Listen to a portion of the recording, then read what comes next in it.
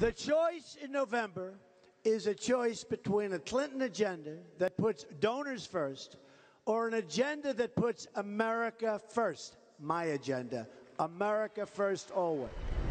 You might notice he sounds a little different because that line was from a written speech, a lengthy, detailed set of policy contrasts in that speech, read on a teleprompter, contrast with Hillary Clinton on issues ranging from energy and job creation to a foreign policy legacy that Trump calls disastrous. We're going to save the coal industry. We're going to save that coal industry. Believe me, we're going to save it. I love those people. Now, that speech was actually just what the Republican establishment and its political pros have been looking for. Less insult, less bluster, fewer Clinton conspiracy theories, more conservative policy ideas, and an overarching outsider theme of changing a broken Washington. So is Trump finally ready to take cues from the pros, including his new campaign chief guru and his newly hired pollster? Well, not so fast. He only sort of delivered the speech as written, wandering off text repeatedly. Then at his next rally in Montana, the teleprompter was gone, and trademark Trump was back. I don't know if you heard, but I have one of the highest poll numbers ever recorded with men, and I would swap it for the women right now, okay? I want the women. The hell with the men. The hell with the men. Right, men? Welcome to the Trump paradox. Welcome to the Trump paradox. He's at this moment, and we give him his due. Give him his due. He beat a field of candidates with nearly 200 years of experience in elective office. The question is, what now? And so he has a prepared text in the Bismarck event. It's a long, detailed policy contrast with Hillary Clinton. You look at it, you read it, you can disagree with it if you're a Democrat. Even some Republicans might not like things, but you look at it and say, okay, this is a campaign theme. And he kind of gives it, and you can kind of see on his face, he doesn't like the teleprompter, and then we get the old Trump back. I mean, because Trump looks at his campaign and he looks at these rallies and these crowds that are so enthusiastic and he says, that's what this is about. This is why I'm winning. Okay, I'll do the policies if you want me to do the policies. I'll read off this speech if you think it's best. But I know what's best for my campaign. I'm Donald Trump. And you can almost see it on his face when he's in these moments. And you can then see it on his aides' faces when they're watching him go off script. It's the inherent challenge with the Trump campaign because he believes he's gone this far, and he has gone this far because he's shown an authentic side of himself.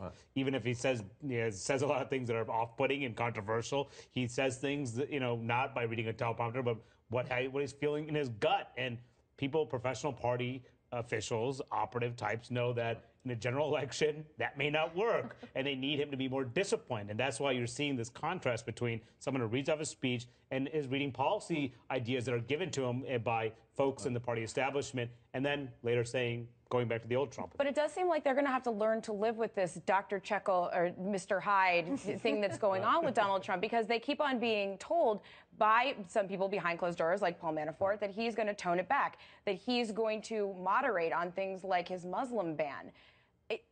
I believe it when I see it, because these things keep on being said, and then he goes in front of the crowd, to your points, and he knows what fires up the crowd. Exactly. He thinks about, but Donald Trump's strategy is winning the battle, and Hillary Clinton's strategy has been winning the war. And what you see is that it's taken her longer to win the primary battle than it's taken Donald Trump, right? And, maybe 12 years ago it wouldn't have worked to think battle by battle, but when everything's chopped up into little bits, 140 characters and so on. I mean, it's working for him so far, and he operates as a gut instinct. Yeah. So there's at least two Donald Trumps, if you will, or at least two perceptions if you look at it. And for those who think Donald Trump cannot win the election, and a lot of Democrats think that, they say, look at his problem with Latinos, look at his problem with women, look at his problem with African Americans. For those of you who think Donald Trump cannot win the election, I want to show you something. This is a bar graph based on the NBC Wall Street Journal poll, and I want you to look at that top number there. Changing business as usual. He has a 33-point advantage over Hillary Clinton. If voters decide come November this election is about changing a broken Washington, Donald Trump will win the election. He also scores ahead of her there on trade deals. Sanders voters might be available to him. On standing up to Wall Street, Sanders voters might be available to him. On the economy, he has a slight advantage over Hillary Clinton. So if you think Donald Trump can't win, you are wrong. You are wrong. But I want to show you something else. In the same poll, they said, we're going to tell you, think about a Donald Trump presidency. What words come to mind? Look at those. Look at those. Afraid, terrified, racist, prejudiced, bigot, wild card, unreliable, moving to Canada. So we're at this. We have this divided electorate, and we'll get to views of Hillary Clinton later, and they're not so great either. But he has a chance, but some people say he can't waste, he has no time to spare, so he can't have those moments. But he can't help himself. Right. And we've seen that. Every time they say that he's going to be disciplined and they put him on a teleprompter, as we just saw, the next day he's back to what he's seen. And to be fair, he hasn't seen any polls that show that this is hurting him yet. Right. So perhaps once he starts seeing evidence that this isn't playing well and this isn't building him up, maybe then we'll see a change, but it remains to be seen. Well, they're both out there, though. There's like a parallel structure, right? There's the national general election matchups, which suggests it's a very close race. And then there are these sort of deeper dives into character and reactions to personalities where she's not always ahead of him, but she's mostly ahead of him most of the time, especially with women.